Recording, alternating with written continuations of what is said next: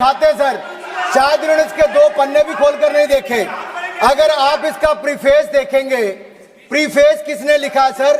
Supreme court के वरिष्ठ अधिवक्ता गोपाल शंकर नारायण जी उन्होंने लिखते हैं, our constitution was crafted by the. हमारा जो संविधान बनाया गया था उस समय के सबसे बुद्धिजीवी लोगों द्वारा, और जो नेहरू की जो समाजवादी नीति थी उस करते हैं। और उन्होंने लिखा है कि giants like B R Ambedkar, Sardar Patel, Munshi Lalji debate जो है, जो हमारी मूल जो आज़ादी है उसको सुनने की बात करते हैं। उनका अगले पन्ने पे क्या लिखते हैं गोपाल शंकर नारायण, और ये इन्हीं का ही है सर, मैं नहीं पढ़ रहा हूँ, जो इन्होंने हाउस में दिखाया। इसमें लिखा है वर इट नॉट फॉर द। अगर ये दस्तावेज की ताकत नहीं होती तो इंदिरा गांधी जो हैं वो जो हमारा जो आज़ाद भारत का सबसे जो खराब जो एपिसोड था इमरजेंसी का, वो उन्होंने लागू किया, खत्म किया था। तो इस संविधान की ताकत थी, और ये आपके इसके अंदर लिखा है। राहुल जी जो आप लेकर घूमते हो, कभी खोल के पढ़ो तो सही, कभी पढ़ा भी नहीं आपने। और इसमें आगे लिखा है सर, आप चेयर को बोलो, अधिकार दिया है, चेयर को बोलो, माननीय सदस्य चेयर को जी इधर नहीं डाल। अध्यक्ष जी, ये जो राहुल जी कॉपी लेकर घूमते हैं, इसी पे लिखा है कि इंदिरा गांधी जी की यातनाएं और इमरजेंसी को खत्म किया तो बाबा साहब अम्बेडकर के संविधान ने गरीब से गरीब व्यक्ति को उसका काम दिया। सर आप इसके प्रीफेस पे जाइए सर, आप इसके प्रीफेस के बाद फॉरवर्ड जो लिखा सर, ये भी सुप्रीम कोर्ट के बहुत बड़े वकील है, उन्होंने क्या लिखते हैं सर कि जब संविधान बना उसके बाद सर, देश आजाद होने के बाद पहले दिन से ही लेजिस्लेटिव और हमारी ब्यूरोक्रेसी सर, हमारी दोनों ने ही जुडिशरी के साथ सींग फंसा के रखे, जुडिशरी को नीचे दिखाने की बात की।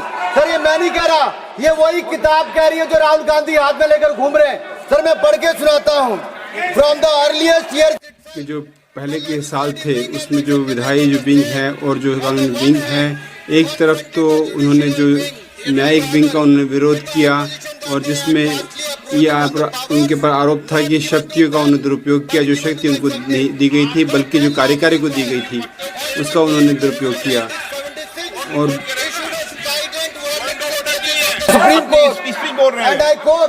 और मैं उद्धृत करना चाहता हूँ महोदय कि एक ऐसा माहौल पेश किया जा रहा है कि इनका कर्तव्य था कि इसमें कोई अतिक्रमण नहीं होना चाहिए था अधिकारों का, और जो अधिकार उनके नहीं थे उसके लिए कुछ भी अब ये ना हो जिससे कि ऐसी अवस्था पैदा हो।